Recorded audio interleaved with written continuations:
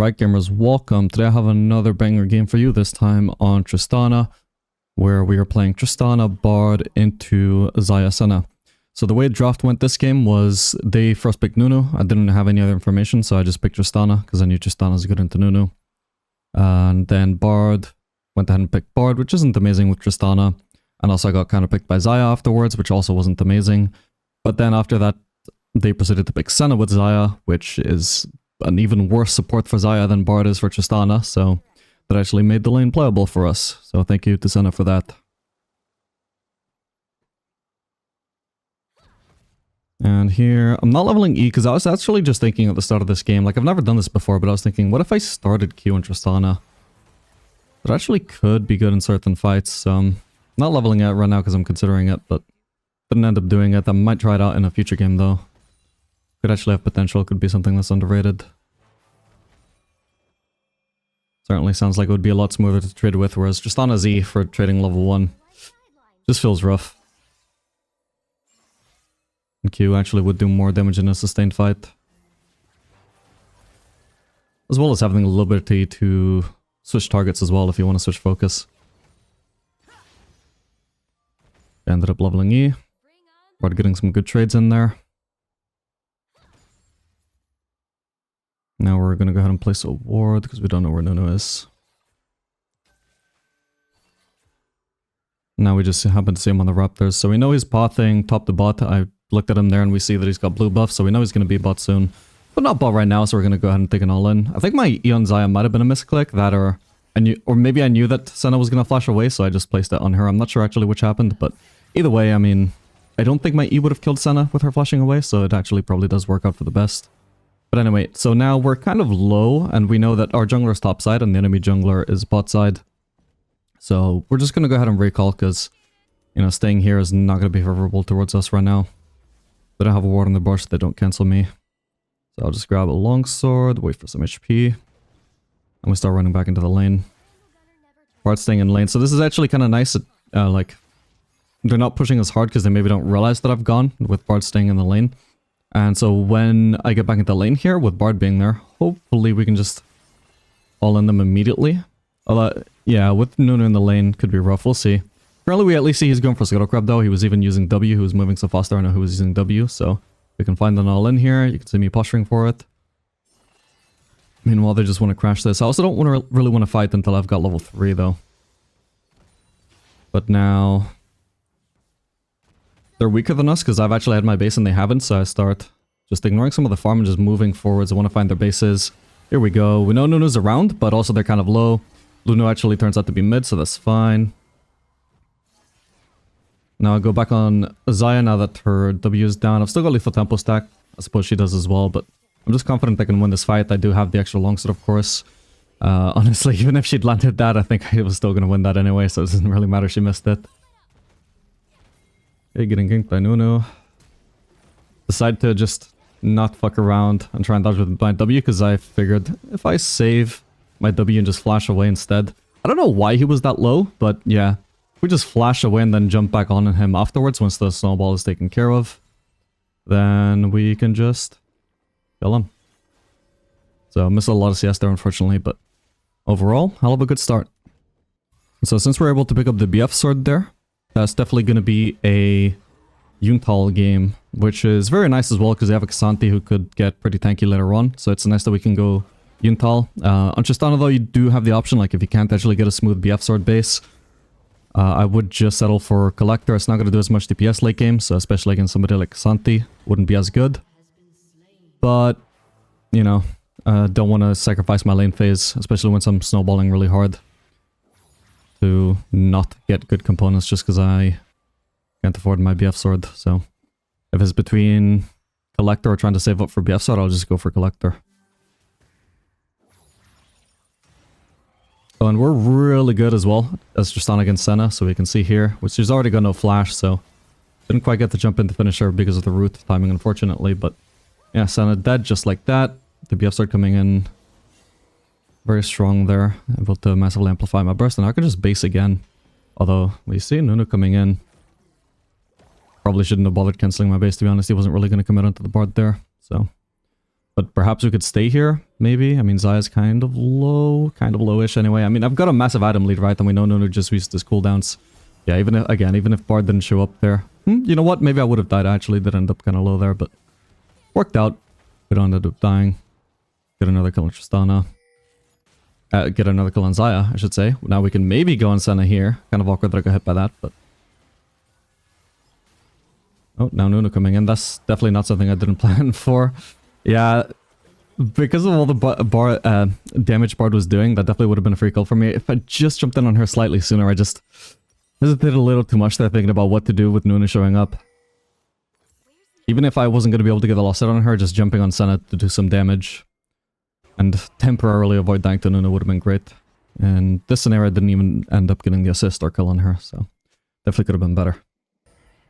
So, Senna currently top lane for whatever reason, so we'll see if Zaya's gonna overextend at any point, because again, just like we could easily all in her and beat her before, we can definitely still do that now. Even more so now that we have an even bigger item lead.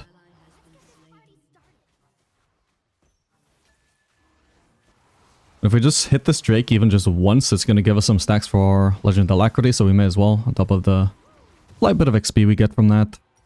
It's especially good when you're running Bloodline, because Bloodline takes so long to stack. You have to assume Zaya has some vision there, because yeah, she's starting to back off. So she's playing it smart.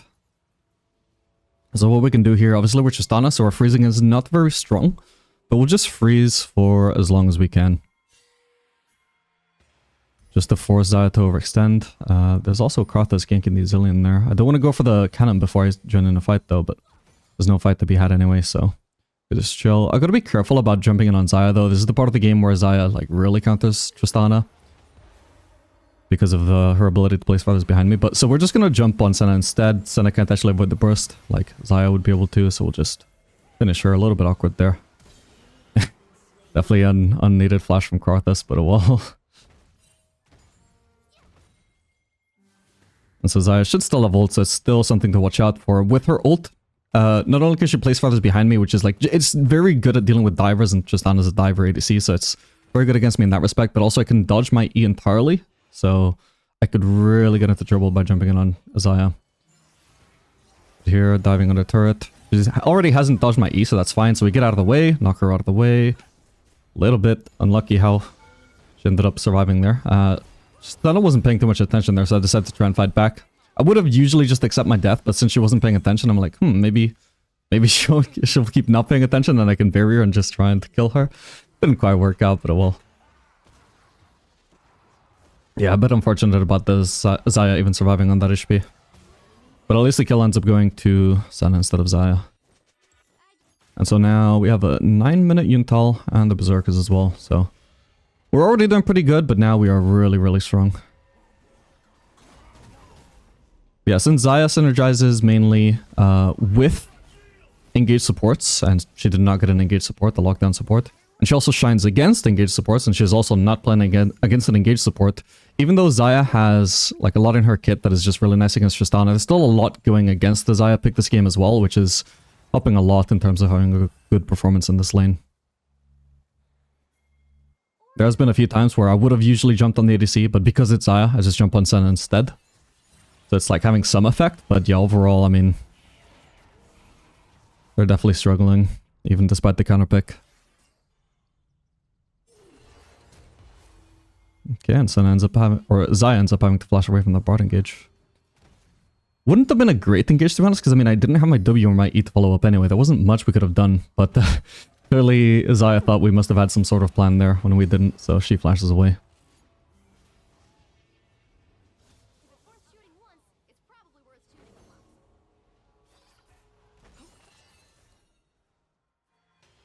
And because I'm really strong, so I'm not necessarily planning to jump on Zaya, because if she has ult, I would probably just lose. But I'm strong enough where I can certainly win trades, short trades, even though that's not usually where Tristana would shine, so I'm just walking up to her here to force the trade like that. Don't want to give up the cannon. Unfortunately, I can't zone her from hers either, but yeah, we do force a decent trade there.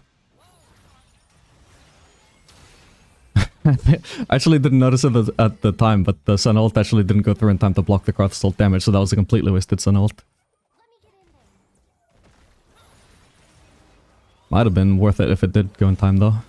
So here we're going to try and burst Nunu down, try and ult him so he can't ult. Doesn't end up quite one-shotting him, but does end up dying in the end, even if it is only the Bard. That's double buffs for Bard.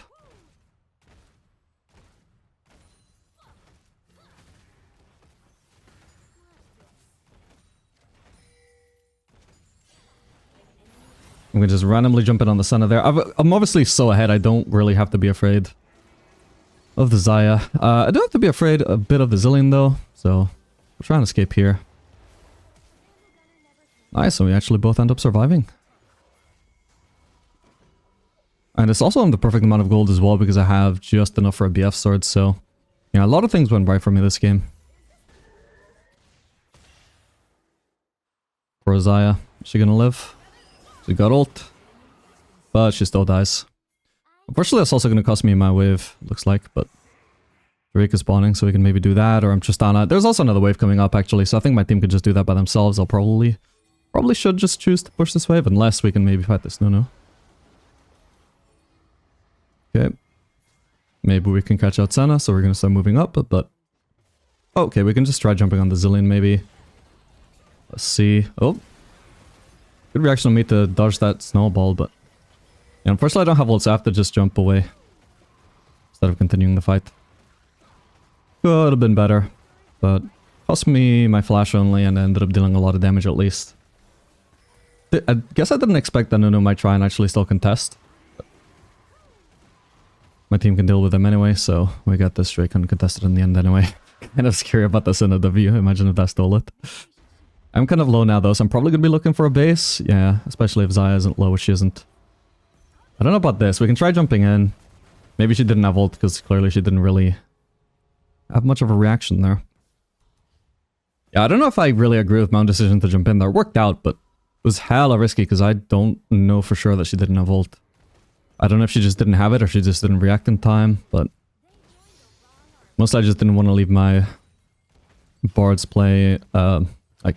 unfollowed up, because he was obviously expecting me to follow up. He might feel a bit betrayed if I didn't follow up, but yeah, if in that sort of scenario, even if it does make your support feel a bit betrayed, if you're not 100% sure it's good, especially if you have a big shutdown, might be for the best that you just don't follow up. Just worked out for me this time, but... Whereas obviously though, if we knew for a fact that Xayah didn't have ult, then that was obviously a very good play. And maybe we did even have the information that she didn't have ult, maybe I just... don't have a good enough memory. Anyway, not able to afford the pickaxe, unfortunately. I could have stayed a little bit longer, but I mean, I was half HP and Xayah was heading into lane, so I didn't want to cost myself too much tempo. Even if Quick Cloak isn't as good as the pickaxe, it's still something, so we get our HP back and we get something to get stronger in lane. I always want to get stronger in every base. If we can. Okay, this time for sure she must have ult, so she should have already dodged my E. And because she didn't, we have the damage to kill her. She definitely didn't play that super optimally.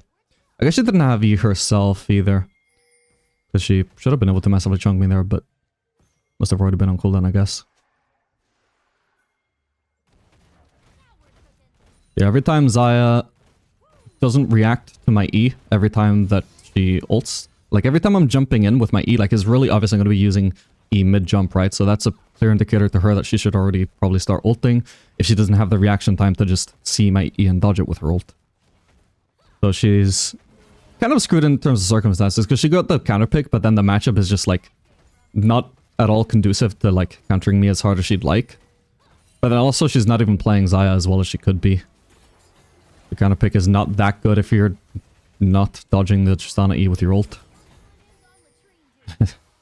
Was expecting him to die there. I guess the lack of pickaxe screwing me over a bit there, but all good. We still have picking up the kill anyway. Now we can just go ahead and push here. If she doesn't have vision, we can just jump on her again, so we'll see what happens. We already know she has no ult, right? So we'll just jump in blindly. Just happen to find her there. Very easy. Fight. Win.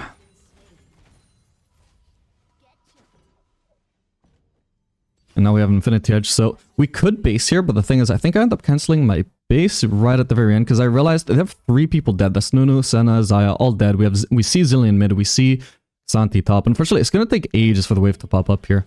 And Nunu, obviously, is Nunu, so he can pop up whenever he wants. But at the very least, I'm at very low risk of ever dying.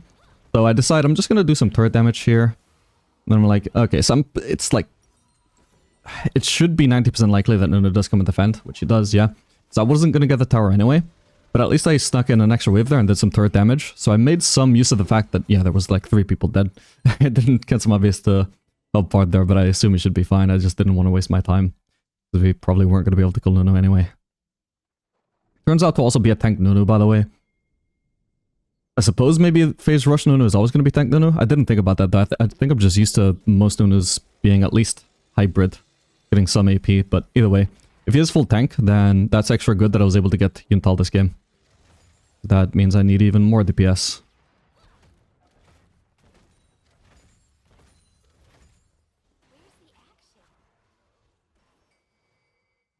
Yeah, at this point, since the ball turret is down, we can just go mid, and this is going to allow us to have the most impact over the map possible. We also see Herald is up, so maybe that's something we could go for at some point. But for now, our jungler is bot side, so that's where we're going to want to play around. No point trying to hover top side for that objective if there's nobody to actually pick up the objective with me. So we just follow Bard here, play some vision in their jungle. You know, between waves when we're farming mid, we don't just like stand mid doing nothing. I'm starting to walk back mid now because there's going to be another way for me to push, so I'm preemptively moving towards that. But between waves, we just follow the team and just see if there's anything we can do. If my support wants to play some vision, that's exactly what we do. And then we just start moving mid only when it's time to start catching another wave. So we get that wave. I don't use my Q, I only use my E, because I know I can clear the wave really fast without my Q anyway. Don't want to waste unnecessary cooldowns, so... they also seem like they're just leaving this turret undefended, so I just figure, I can probably just push this. A little bit of a risk, but I mean, it's just done it by ourselves, so we just pick that up. Nuno doesn't realize Bard is backing me up, so he's in trouble. Don't have my E to kill him, but I have a lot of DPS with Q.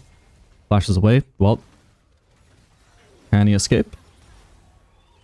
Sadly, it looks like he does, unless the Crothisol gets him. Ooh. Doesn't quite, thanks to the Senna ult, I guess, but that does mean we're able to pick up the Senna, so. Very long and drawn out, but we'd end up getting a kill. And we also end up being able to pick up another turret here, I guess. Kind of awkward that I got hit by that, probably could have avoided it, but... Where's the Zennial ult? Do we want to try and kill him through the ult, or do we want to wait for it to time out? Ooh, kind of awkward. Can't really keep chasing after Zillion there. Thankfully Bard gets him, so it's all good. Now we'll probably just want to leave. I've still got like a lot of cooldowns there, so I could have kept on trying to fight the Nuno. I was just stalling out for a bit with my ult by pushing him away. And we can see what happens, but in the end, don't need to use any cooldowns, not even my W to escape. Which I end up deciding is the right call. And here, I'm just going to base. Like, I know there's something going on there. Maybe we could fight, but I'm so low in HP and I'm sitting on so much gold. I would much rather just base, get my HP back, get my items, and then see if there's going to be anything I can do after, than risk potentially losing a fight with my massive lead just because I wouldn't base for an item. Maybe the only thing I could have done better there maybe was like ping my team back, make it a, you know, a bit more known to them that I wasn't going to follow up, because maybe they didn't notice that I wanted to base. Anyway, you can see this Xanthi is really hanky, so yeah, super good that I was able to go for the Yuntal this game. Could be in a little bit of trouble there, but I've got a really low cooldown since I've gotten a Rory now, so kiting is pretty good. End up getting my W up just in time there. So if we can finish anybody off here, we can kill the Senna for sure. I can't really jump in there because I don't have vision. I decided to like poke my head a little bit, try and bait them. Nuno pokes his head through, I end up winning that trade. There could still be a Xanthi then burst, I don't know, but yeah, sadly, if I just had a blue trinket, I could maybe have killed Xanthi there, but I definitely can't just face check in there. Well, again, Zayad, you could be playing those so much better, but we know Zillion doesn't have ult, he already used it on the Xanthi before. I messed that up, so good thing I got the reset from the Zillion to jump out the second time. Take the risk of taking that flower. I'm probably fine anyway, right? It looks like Xanthi isn't even chasing me anymore, so we can just go mid. I'm not in a super strong position to fight here, but I mean, it's a tank Nuno. How much damage does he have, especially with no cooldowns from killing Xerath? So we just stop fighting the Nuno, end up taking him down. Awesome. And now we start just jumping towards the next objective since my team is pinging that. There could be another wave I'd go for mid, but honestly, just getting this objective is going to be a bigger deal. And the good thing about what's it called? Atakan is that it's so far away from mid lane. If you're, you know, side laning bot, you can easily farm a bot wave and then move to Atakan, but if you're mid, it can be a bit awkward. So in this case, we'll just sack a wave to make sure we get the objective. Make sure my team doesn't lose that. Could get caught out here, so we're just going to jump out. Don't want to get hit by the Zillion double bomb, could be a lot of damage taken. Got a lot of gold as well, so if we can just base here. But if Zillion happens to face check, could be bad for him, so we're just chilling here. There could also be a fight, so I'm probably going to end up deciding to stay. Or actually, is Senna going to be the one to fish check here? She is. Actually ends up briefly surviving, but we should probably be able to finish her off very fast after that, indeed. This K'Sante can't get onto me anymore, but I'm going to be careful about how I play this. If I jump on Tristana and on Xayah and she ults, I'll be in a lot of trouble. So for now, I'm just going to keep hitting K'Sante. Oh, well, that was a bit unfortunate. I got a bomb on me there, so yeah, a bit awkward with me getting CC'd up by the K'Sante exactly as Nunu showing up and just left me unable to jump until I was already CC'd for quite a long time. If K'Sante had already used up his CC before Nunu was showing up, or if he'd done it a little bit later, so there wasn't quite such a perfect CC overlap, would have worked out better for me. But anyway, we pick up the Lost Whisper, heading towards the Lord Dominic's. Because I'm so fed, I don't have to go full damage. I could actually build a Bloodthirster instead of capping out my crit. But because obviously their comp has so many tanks, like the K'Sante and the Nunu are already quite tanky by themselves, and they have a lot of armor. Even though I'm not super fussed about 100% crit, I am pretty fussed about finishing an armor pen item, so it is gonna just mean that even though I'm really ahead, we do go for a full damage build. But if, for example, I already had Lord Dominic's, like, well, I guess on Tristana you don't really get any builds like that. I guess maybe you could say, like, if I'd gone for Lord Dominic's third instead of Navori, then maybe I could do Bloodthirster, but at that point I would just want to finish Navori, because getting those lower cooldowns would be really nice.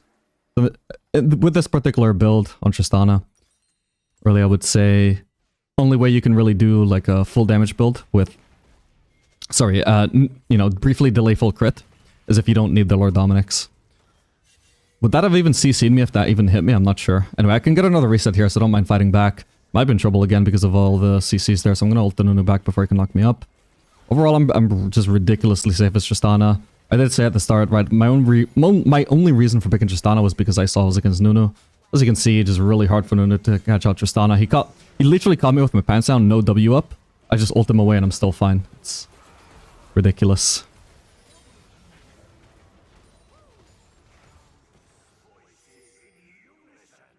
Yeah, if they had no tanks, then maybe I could do Bloodthirster 4th at him.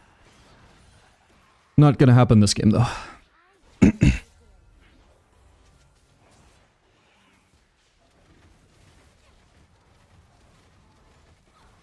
gonna just hit the Drake through the wall. No need to actually go through there. I'm also just hanging onto my Q. I guess because I'm sitting on very little mana. Doesn't matter that I don't have to worry about cooldowns. I do need to worry about mana a little bit if I want to make sure that I'm ready for any fight that could happen. We're also getting a lot of mana back now from the Ocean Drake, I suppose. Just less of a concern now. Yeah, look how fast my mana is going up. You would think I have a blue buff.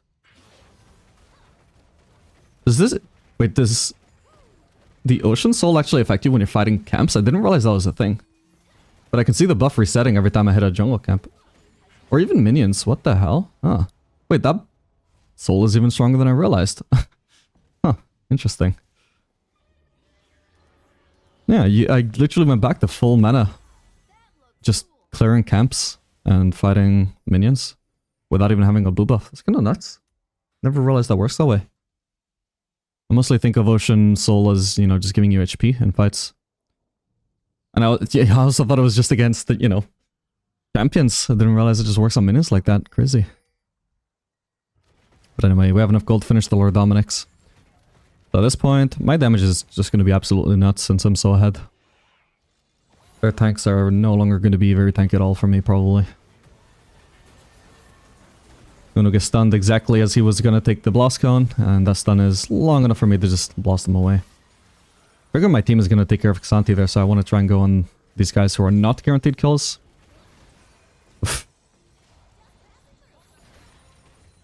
Fortunately, I got CC'd a bit too much. Zillion is obviously going to be very dead there still. And here, we can just keep going. Like, we're waiting for the minion wave anyway, so before we push for that turret, I can just keep farming these camps, which apparently is just healing me back to full from the Ocean Soul. I didn't even notice. I've never noticed this since Ocean Soul was released, that it actually works that way. Goddamn. Took me reviewing one of my own games to actually notice that. What the hell? Yeah, obviously wasn't meant to be taking turret aggro there, but should be fine even if Xayah uses Z, so long as I don't get hit by the fountain there. He was always going to die, and I suppose she had a on cooldown too. And yeah, so that is Tristana. Absolutely love Tristana. Super fun champion. A lot of agency. If you decide you can win a fight, you can always just jump in and force the fight yourself. Not many ADCs can do that. Just having a little fun before we end the game there. And that is it. I hope you guys enjoyed this video. Make sure to like and subscribe if you want to see more videos like this. And I'll see you guys on the next one.